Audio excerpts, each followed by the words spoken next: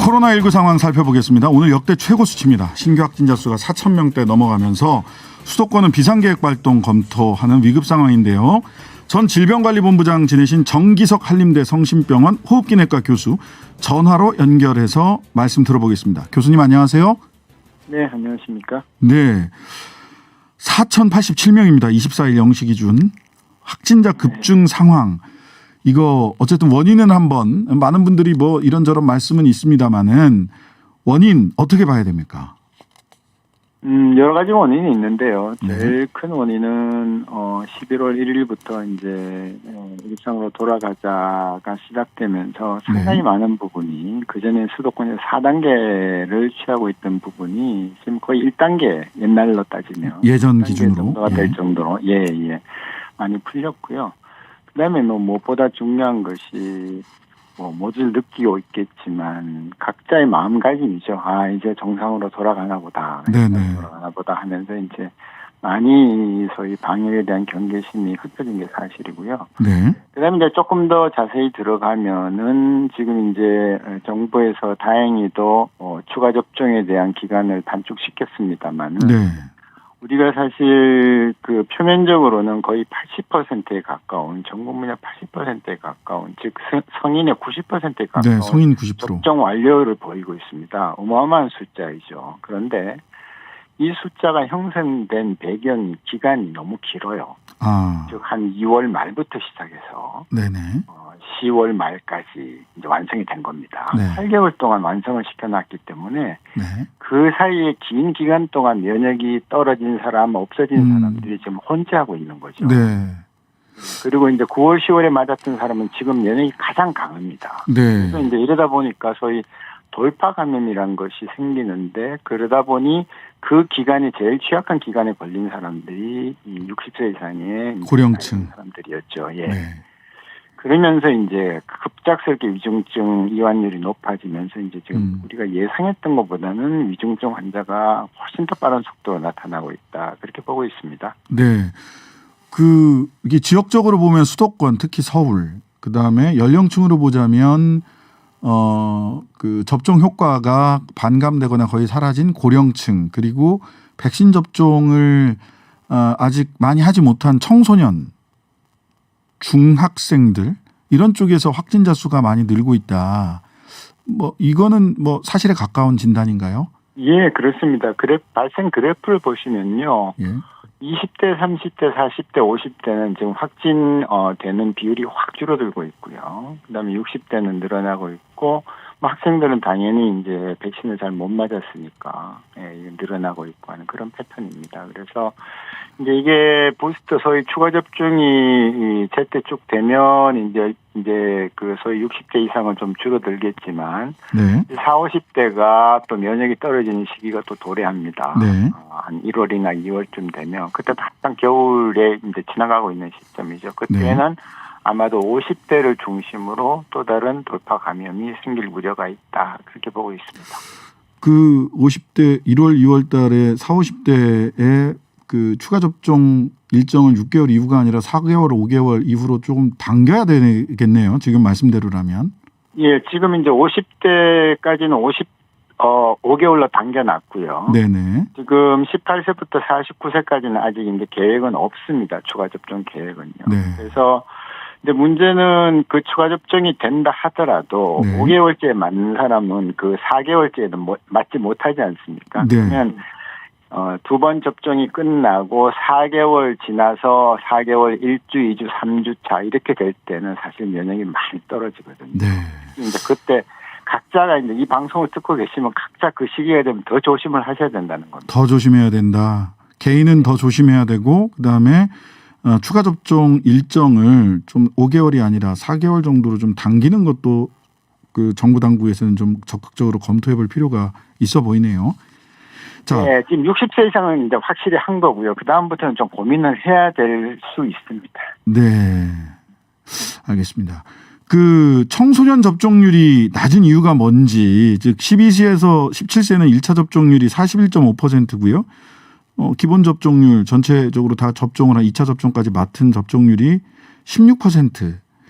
그러니까 학부모들이 굉장히 주저하고 있는 그 부분이 있는 것 같습니다. 제가 이제 들은 바로는 특히 뭐 여성 청소년들에 대해서는 어머님들이 굉장히 주저하는 경향을 가지고 있던데 이 단순히 청소년들에 대한 접종이 실익이 더 크다. 사회정책적 실익이 더 크다. 이 말만으로는 좀 설득이 잘 안 되는 상황이 아닌가 싶은데 어떻습니까? 예, 그렇습니다. 이제 백신이라는 게 이제 어쨌든 그 이물질을 우리 몸에 넣는 거잖아요. 네. 그래서 좋을 리가 하나도 없는데 우리가 굳이 그것을 만든 이유는 코로나에 걸려서 혹시 내 몸이 잘못될까봐 내가 네. 잘못될까봐 만든 건데요. 지금 사실 그 어린 청소년들은 그렇게 중증 화율이 높지 않고 네. 오늘 뭐 태아 이제 사산이 나왔습니다만은 네. 사실은 우리나라에서 아직까지 20세 미만에서 사망자는 없었습니다. 네. 그럴 정도로 코로나에 걸려서 위중증이 되거나 사망할 위험이 거의 없는 나라에서 네. 백신의 부작용, 즉 심근염이라든지 뭐 또 여성 여학생, 경우에는 뭐 생리불순이나 등등 이런 위험을 무릅쓰고 부모나 또 본인들이 기꺼이 맡겠다고 하겠느냐, 맡겠다고. 그래서 네. 그런 부분을 우리는 다 이해를 해야 되고요. 그렇기 네. 때문에 교육부나 질병청에서도 강권하지는 않는다. 네.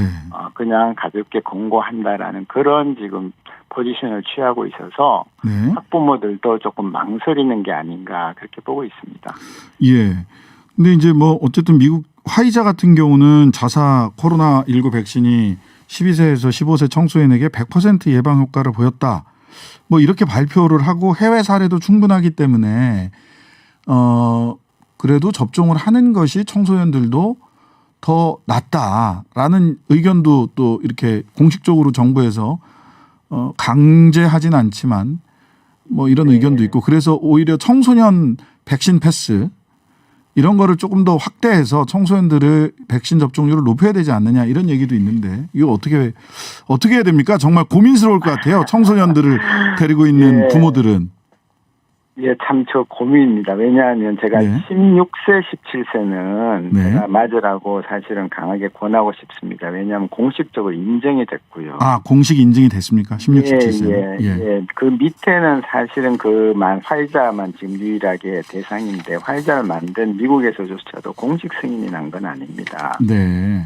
응급 승인이 난 거고요. 응급 승인. 지금 이제 100% 나온 것은 굉장히 좋은 성적이기 때문에 효능은 좋습니다. 네. 이 화이자 백신의 효능을 의심하는 사람은 거의 없습니다. 물론 이제 돌파 감염도 생기고 등등 하지만 네. 그런데 100%는 사실은 이제 너무 과한 성적이거든요. 네. 오늘 오전에 그 지난 트럼프 정권 때 그 미국 CDC 장을 지낸 분하고 이제 인터뷰를 할 기회가 있었는데 한 30분간 네. 그분도 얘기가 미국에서도 돌파 감염이 한 30%씩 나오고 있다는 거예요. 네. 그래서 결국 그걸 해결할 수 있는 방법은 이제 추가 접종밖에 없다는 건데 네.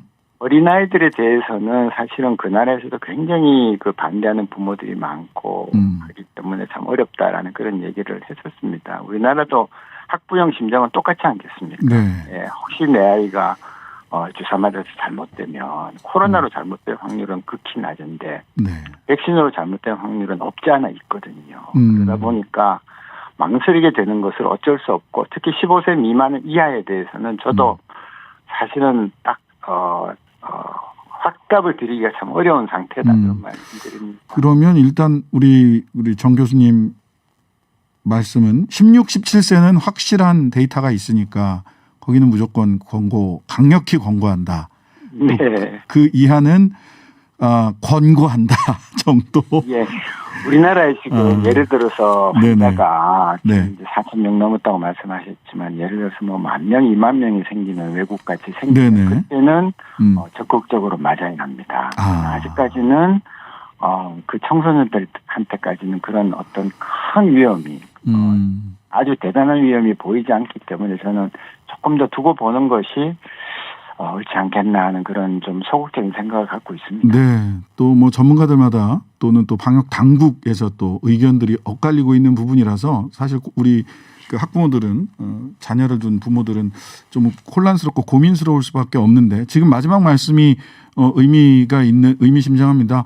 지금보다 더 확산된다면 문제다. 그러면 지금보다 더 확산되지 않도록 하는 것이 모두가 신경 써야 될 1차적 과제가 아닌가라는 생각을 하게 됩니다. 자, 마지막으로 우리 교수님, 우리 국민들께 당부드리고 싶은 말씀 있으면 한 말씀 해주시죠.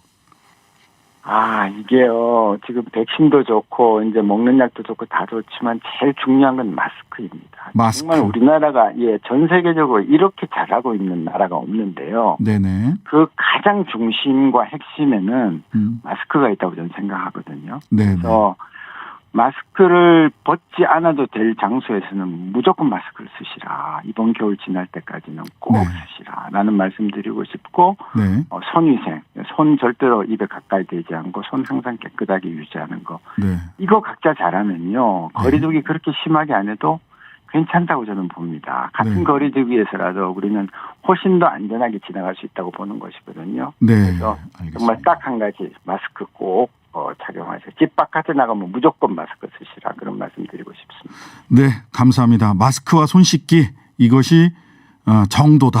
그리고 유일한 방안이다. 지금까지 정기석 한림대 성심병원 호흡기내과 교수님이었습니다. 감사합니다. 네, 감사합니다.